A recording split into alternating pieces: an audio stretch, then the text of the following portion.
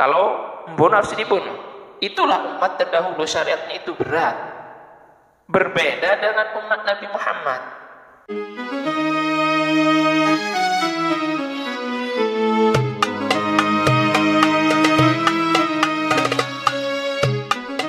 Bismillahirrahmanirrahim. Assalamualaikum warahmatullahi wabarakatuh. Alhamdulillahirabbil alamin, wassalatu wassalamu ala asyrafil anbiya'i wal mursalin wa ala alihi wa sahbihi ajma'in. Qala rabbi shrah li sadri wa yassir li amri wahlul 'uqdatam min lisani yafqahu qawli. Alhamdulillah, pada hari ini kita diberi anugerah oleh Allah berupa kesehatan sehingga kita mampu melaksanakan ibadah puasa, mampu melaksanakan ibadah-ibadah yang lain. Ini merupakan kenikmatan yang luar biasa yang harus kita syukuri dan kita pergunakan dengan baik. Para sahabat Al-Huda rahimakumullah, hari ini kita akan melanjutkan kajian seputar keistimewaan umat Nabi Muhammad, karakteristik umat Nabi Muhammad, yang akan diambil dari kitab Khasaisul Ummah Muhammadiyah karya Sayyid Muhammad bin Alawi Al-Maliki Al-Hasani rahimahullah ta'ala. Kita akan langsung membahas tentang apa perbedaan keistimewaan umat Nabi Muhammad dengan umat-umat terdahulu. Di sini yang selanjutnya, kajian selanjutnya, perbedaannya itu ta'yinul qisasi fil 'amdi wal khata'i. Ada ketetapan dalam hukum qisas, dalam pembunuhan sengaja ataupun tidak sengaja. Ini buat umat-umat terdahulu. Al-umam man qablana, umat-umat sebelum kita. Ini ada ketetapan hukum qisas dalam pembunuhan sengaja ataupun tidak sengaja. Sebagaimana kita ketahui bahwasanya hukum qisas itu adalah hukum keseimbangan, at-tamatsul, sama. Kalau membunuh harus dibunuh, kalau melukai harus dilukai, kalau memotong harus dipotong juga. Ini hukum qisas. Kalau umat terdahulu melakukan pembunuhan sengaja ataupun tidak sengaja, itu wajib, itu qisas, tidak ada diyat ataupun kafarah. Kalau membunuh harus dibunuh. Itulah umat terdahulu, syariatnya itu berat. Berbeda dengan umat Nabi Muhammad. Allah berikan keringanan ketika ada umat Nabi Muhammad melaksanakan kesalahan. Seperti ada di sini nanti ada pembunuhan sengaja, semi sengaja dan tidak sengaja. Berbeda bagaimana cara penghukumannya, qisasnya beda dengan umat terdahulu. Kalau umat Nabi Muhammad, kalau hukum qisas itu tetap ada. Nah, dalam Islam itu, kalau membunuh harus dibunuh, kecuali nanti ada pemaafan dari kedua orang tua atau saudara yang dibunuh. Maka itu boleh, nanti itu ada istilahnya membayar diyat mughalladzah, diyat yang berat, di mana uangnya diambil dari si pembunuh, dibayarkan kepada yang dibunuh. Beda lagi kalau ada pembunuhan tidak sengaja, beda lagi nanti cara pembayaran diyatnya. Itulah umat Nabi Muhammad, Allah kasih keringanan. Beda dengan umat terdahulu, tidak ada diyat dan kafarat. Kalau memang membunuh harus dibunuh, ada qisas, ditetapkan qisas itu bagi umat-umat terdahulu.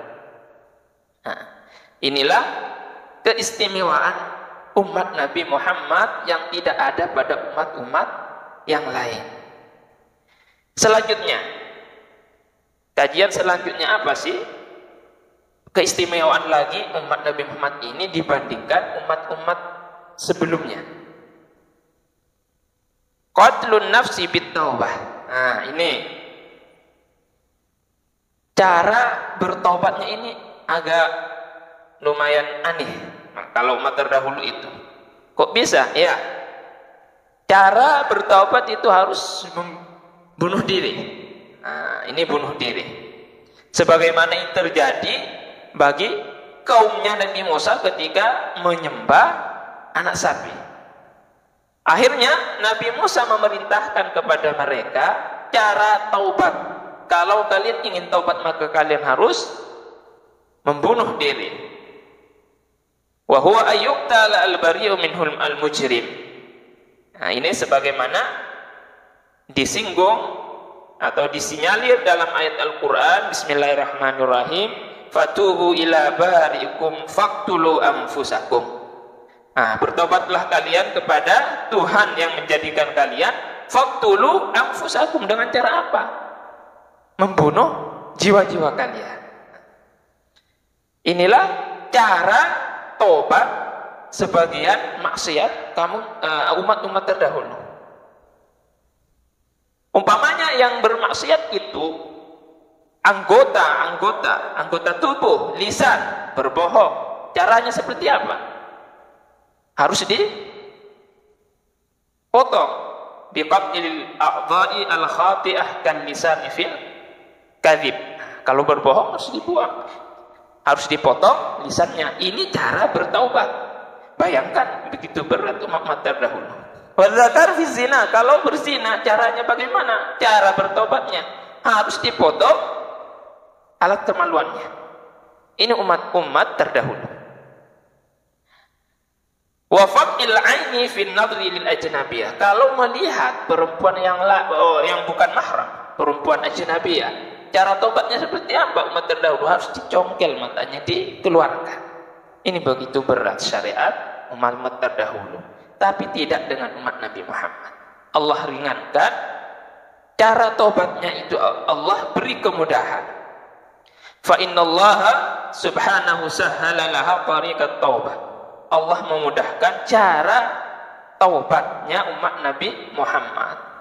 Cukup dengan istighfar. Kita banyak mohon ampun kepada Allah atas kesalahan-kesalahan dan tidak mengulangi lagi.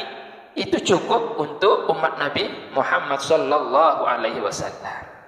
Ini keistimewaan yang tidak ada pada umat yang lain atau umat-umat terdahulu. Allah mudahkan semuanya buat kita sebagai umat Nabi Muhammad sallallahu alaihi wasallam.